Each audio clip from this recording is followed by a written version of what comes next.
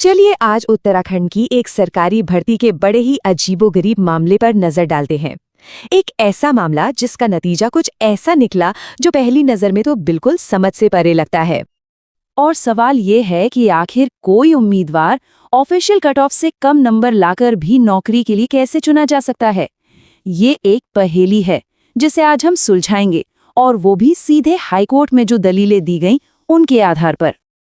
तो इस पूरी पहेली को समझने के लिए सबसे पहले उन सरकारी आंकड़ों को ही देख लेते हैं जहां से ये सारा कंफ्यूजन शुरू हुआ। देखिए, पहेली यहीं से शुरू होती है। गढ़वाल रीजन में जनरल कैटेगरी का कट ऑफ तय हुआ 55.5 मार्क्स, लेकिन मनीष पंत नाम के एक कैंडिडेट का सिलेक्शन हो गया जिनका स्कोर था 54.25, मतलब कट ऑफ से भी कम। और ये कोई एक अकेला केस नहीं था। ठीक ऐसा ही कुछ कुमाऊं रीजन में भी हुआ। यहाँ कट ऑफ था 54.75, लेकिन देवेंद्र भंडारी नाम के कैंडिडेट को सिर्फ 54 नंबर पर ही चुन लिया गया।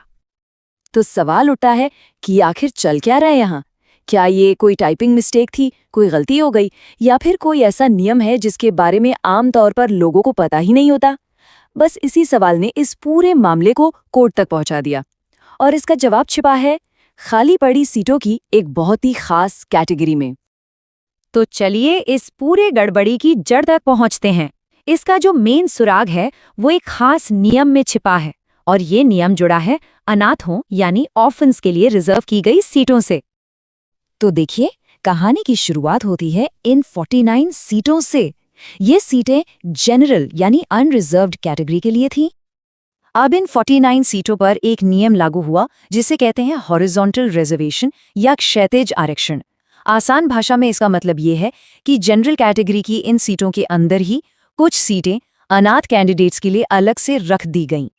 अब असली दिक्कत यहीं से शुरू हुई। जब भर्ती हुई तो इन रिजर्व्ड सीट्स को भरने के लिए उतने एलिजिबल कैंडिडेट्स मिले ही नहीं। नतीजा ये हुआ कि अनाथ कोटे की 3 में से 2 सीटें खाली रह गईं। अब सवाल ये था कि इन खाली सीटों का क्या होगा। इसके लिए एक सरकारी आदेश है जो कहता है कि ऐसी खाली सीटों को उसी श्रेणी के एलिजिबल कैंडिडेट से भरा जाएगा। बस ये 2 शब्द, उसी श्रेणी, इन्हीं की अलग अलग व्याख्या पर पूरा का पूरा विवाद खड़ा हो गया। और यहीं से मामला कोर्ट में पहुंचा और कानूनी बहस शुरू हुई। उन 2 खाली सीटों को कैसे भरा जाए, इस पर 2 बिल्कुल अलग अलग राय सामने आई। एक तरफ था भर्ती आयोग। उसका कहना था कि भाई ये सीटें जनरल कैटेगरी से ही निकली थी, तो जब ये खाली रह गई तो इन्हें वापस जनरल मेरिट लिस्ट के अगले कैंडिडेट्स को ही देना सही है। दूसरी तरफ थे याचिकाकर्ता, जिनका तर्क था कि नहीं, अब ये सीटें ओपन हो गई हैं, और ओपन का मतलब है कि अब इन पर उस कैंडिडेट का हक है जिसके नंबर सबसे ज्यादा है, चाहे वो किसी भी कैटेगरी का क्यों ना हो। अपनी बात को साबित करने के लिए याचिकाकर्ताओं ने अखिलेश राणा का केस सामने रखा। अब देखिए, अखिलेश के नंबर थे 54.5 और उन्हें एसटी यानी रिजर्व्ड कैटेगरी में सीट मिली, जबकि उनसे कम नंबर यानी 54.25 लाने वाले मनीष पंत को जनरल कैटेगरी की सीट मिल गई।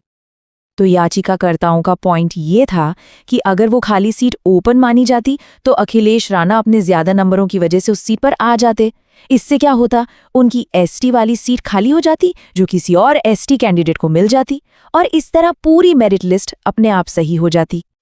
अब इस पूरे मामले में कंफ्यूजन बढ़ने की एक और वजह थी, और वो थी सिर्फ 2 महीने के अंदर एक के बाद एक कई अलग अलग लिस्ट्स का जारी होना। तो ये टाइमलाइन साफ दिखाती है कि कैसे अलग अलग टाइम पर अलग अलग और अधूरी जानकारी बाहर आई। इससे कैंडिडेट्स के लिए ये समझना लगभग नामुमकिन हो गया कि भाई आखिर में सिलेक्ट हुआ कौन है और किस नियम के तहत हुआ है। तो कुल मिलाकर ये पूरा मामला फेयरनेस यानी निष्पक्षता के 2 अलग अलग सिद्धांतों पर आकर टिक गया। तो अब कोर्ट के सामने यही सबसे बड़ा और बुनियादी सवाल है, जब कोई हॉरिजॉन्टल रिजर्वेशन की सीट खाली रह जाती है तो क्या उसे उसकी ओरिजिनल कैटेगरी में वापस लौटा देना चाहिए, या फिर उस पर सबसे ज्यादा नंबर लाने वाले यानी सबसे मेधावी कैंडिडेट का हक होना चाहिए, भले ही वो किसी भी कैटेगरी से आता हो। इस एक सवाल का जवाब आने वाले समय में आरक्षण के कई पेचीदा नियमों की दिशा तय करेगा।